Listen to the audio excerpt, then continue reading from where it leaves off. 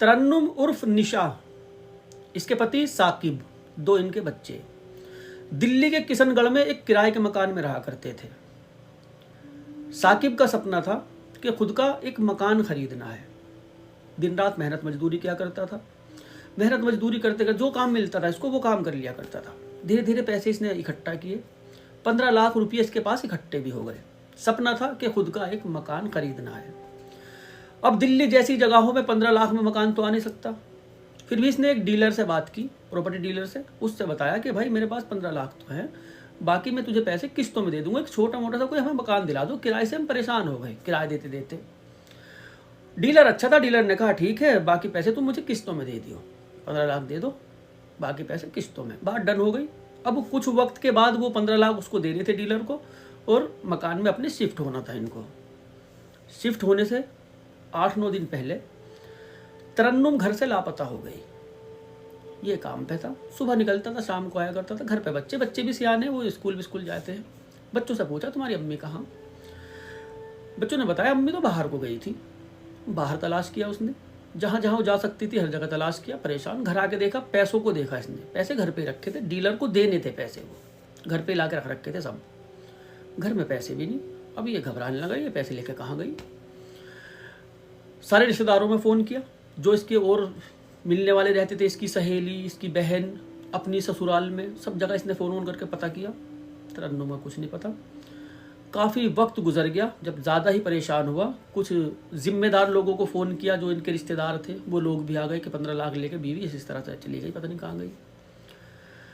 उन जिम्मेदारों के साथ ये थाने में गए, कंप्लेन लिखा है कि बीवी 15 लाख रुपए लेके ऐसे ऐसे लापता हो गई। पुलिस ने छानबीन शुरू की, उसका नंबर ले लिया तरन्नुम का। तरन्नुम के नंबर की कॉल डिटेल निकलवाने के दे दिया, और उसकी लास्ट लोकेशन ट्रैक की गई, कहाँ की है। किशनगढ़ का ही एक पंजाबी ढाबा है, वहाँ की इसकी लास्ट लोकेशन पाई गई। वहाँ ढाबे पे जाके पूछा पुलिस ने। उन्होंने बताया कि हाँ आए थे यहाँ पे, खाना वाना खाया था, और कोई और भी उसके साथ थे। इसकी कॉल डिटेल जब आई, कॉल डिटेल में एक नंबर ऐसा जिस पे तरन्नुम सबसे ज़्यादा बातें किया करती थी। ये नंबर था सुमित कुमार नाम के एक लड़के का। इसकी लोकेशन देखी गई, इसकी भी लोकेशन तरन्नुम की लोकेशन के साथ साथ। पुलिस सुमित कुमार के घर पे छापा मारा पुलिस ने, वहाँ सुमित कुमार नहीं मिला। और शक जो था वो पुख्ता हुआ कि शायद ये दोनों ही हैं जहाँ कहीं भी हैं, और पैसे लेकर ये फरार हैं। कॉल डिटेल में पता लगा कि तरन्नुम कई घंटे इस सुमित कुमार से बातें किया करती थी। साफ साफ नजर आ रहा था कि प्रेम प्रसंग इनका चल रहा था 4 साल से। एक जगह से सुमित कुमार को जगह जगह से छापेमारी हो रही थी।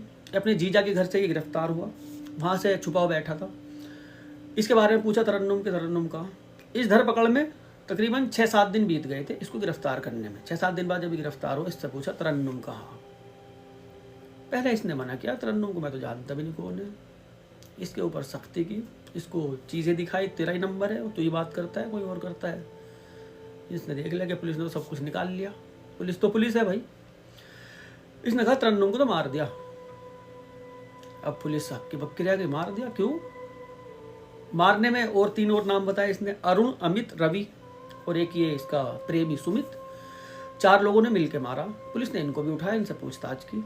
पूछताछ में पता लगा जैसे जानवर को काटते हैं ना, तरन्नुम को ऐसे काटा इन्होंने।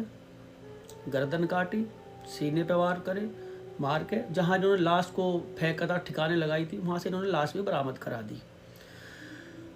इस प्रेम कहानी का पता लगा पिछले 4 साल से तरन्नुम और सुमित प्रेम संपर्क में थे, शारीरिक संबंध बनाया करते थे। सुमित की इतनी दीवानी थी, तरन्नुम इतनी दीवानी थी, उसके बिना रहना सहना इससे दुश्वार हो रहा था। साकिब लगता था बासी, ताज़ा बॉयफ्रेंड मिला। साकिब सुबह निकलता था, शाम को काम पे आता था। कभी इसको शाम को काम मिलता था तो सारी रात भी काम किया करता था। बस इसकी दुनिया वही थी, बच्चे, बीवी और घर बनाना। इसको नहीं पता था घर के अंदर क्या हो रहा क्या नहीं हो रहा। बच्चे स्कूल गए, साकिब काम पे और सुमित घर पे। सारा दिन वो घर पे पड़ा रहता था। अच्छे पकवान इसको बना के खिलाया करती थी। पहले ही फ़ोन करके कह दिया करता था वो आज ये बुला लो, मैं आ रहा हूँ। आना जाना रोज़ का था उसका। सिर्फ संडे का दिन ऐसा होता था जब बच्चे घर पे नहीं होते थे, जब बच्चे घर पे होते थे छुट्टी वाले दिन, कि सुमित घर पे नहीं आता था, नहीं तो रोज़ का उसका आना जाना था।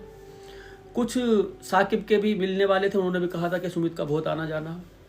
घर पे। 1-2 बार इसने पत्नी को समझाया भी था, वो नहीं मानी। पति बासी लगता था, उसके साथ जिद कर रही थी शादी करने की। जब ज़्यादा जिद करने लगी और इसने बताया 15 लाख रुपये घर पे रखे, इन तीनों लड़कों को इसने हायर किया 1 लाख रुपये में और कहा कि 15 लाख रुपये वो लेके आ रही, 15 लाख भी तुम्हारे। वे लड़के तैयार हो गए, दोस्त थे इसके जान पहचान वाले। इसने इसको बुलाया तरन्नुम को, पहले ढाबे पे खाना खाया, फिर एक जगह लेके गई है, वहाँ जाके इन्होंने इसका गला काट दिया, सीना वीने पे सब छन्नी करके फेंक दिया चाकुओं से। खुश रहो आबाद रहो जहाँ भी रहो, ना खुदा ही मिला ना विसाले सनम। ऐसी ऐसी कहानियों से ज़रा कुछ सीख लिया करो मेरी माताओं बहनों। बच्चे बड़े हो जाते हैं, जवान हो जाते हैं, और तुम अच्छे खासे पति को छोड़कर, जो तुम्हारे लिए मर रहा, तुम्हारे लिए जी रहा, तुम उसका भी, खैर बहुत हादसे हो रहे हैं। बहन बेटियों का ख्याल रखो भाई, बीवियों का।